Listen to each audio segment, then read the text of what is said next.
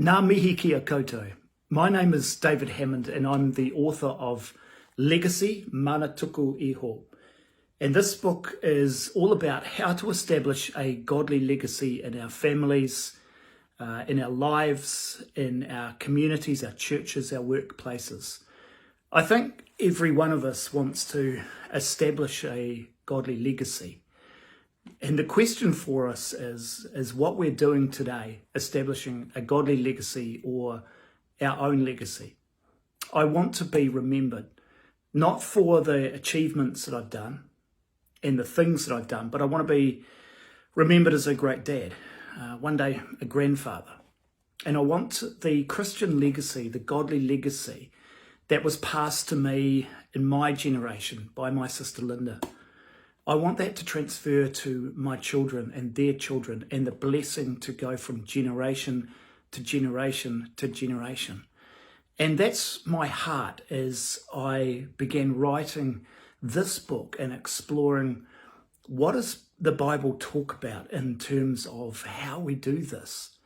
You know, we're in a culture which is very difficult for Christians to establish their own identity.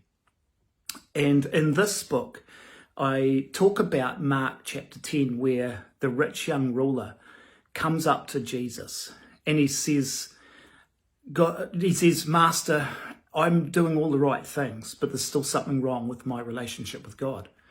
And Jesus looks at him and he loves him. And he said, look, you need to go and sell everything you have and give it to the poor and then come follow me.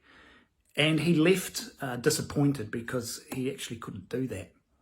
And that's the struggle that we are in. We are in a struggle for our own identity and also for a struggle to leave a Christian identity and a Christian legacy to our children and their children. What Jesus was really telling the man who came to him was that you can't have the values of both this world and of God. You actually have to make a choice.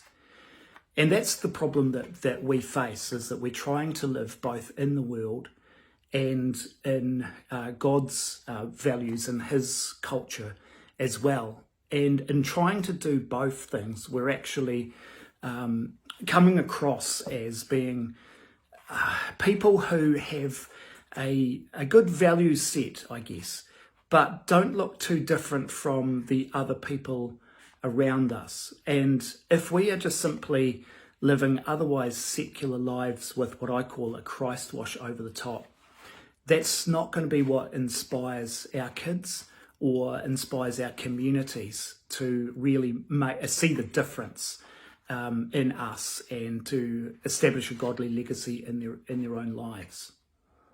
I also talk in this book from Deuteronomy 29, and that's when Moses had taken the Israelites right to the Jordan River. And they were looking across into the land of Israel that they were going to invade. And really there was nowhere else for them to go. They had to cross over.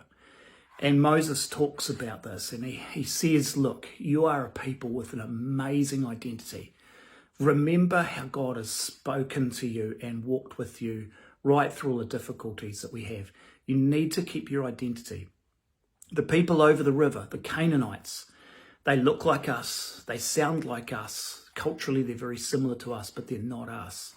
And we need to maintain our own identity in this people. Effectively, Moses was saying you cannot straddle the river with 1 foot on the side of the world and 1 foot on God's kingdom. You actually have to separate, you have to make a choice. And you know, my heart is this, that we have such a lot to offer our world in a transforming gospel.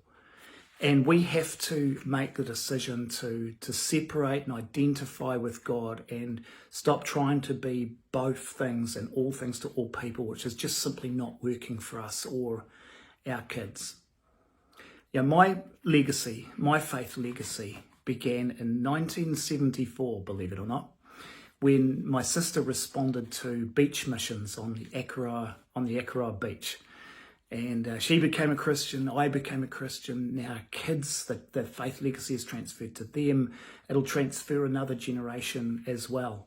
It's in stark contrast, as you'll see in this book, to the family legacy that we had as well, which is a proud family legacy from 1850.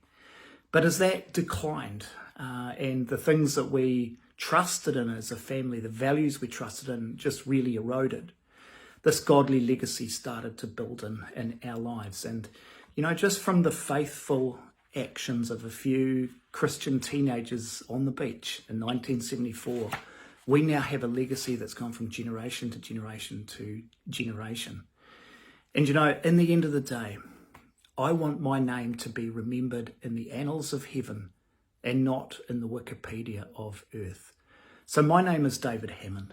This is my book, Legacy Manatuku Iho, and that's about establishing a godly legacy. I encourage you to read it, and it can be bought from my Facebook page, which is called Faith in the Marketplace. It'll be available from a lot of different channels, but right now it can be bought from there. Don't buy it to buy my book. Buy it because this is one of those books that is important in a generation to stop and reflect on as if what we are doing is for us or for God. Are we building our legacy or are we building God's legacy? So I encourage you to buy it, put a stop and a point of reflection in your own life, and also take some leadership in your life and in your family. Thank you so much. My name is David Hammond, and this book can be bought from the Faith in the Marketplace Facebook page. Ka kite. I look forward to talking with you soon. Bye.